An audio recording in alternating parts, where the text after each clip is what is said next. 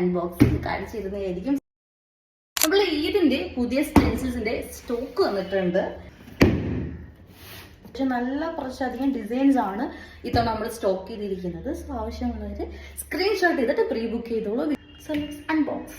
Because last time കുറച്ചധികം നമ്മൾ എടുത്തെങ്കിലും നമുക്ക് സ്റ്റോക്കിൽ നിന്നിട്ടില്ല. ബിക്കോസ് എല്ലാം ഔട്ട് ഓഫ് സ്റ്റോക്ക് ആയി. സോ ആവശ്യമുള്ളവരൊക്കെ പ്രീ ബുക്ക് ചെയ്തോളൂ.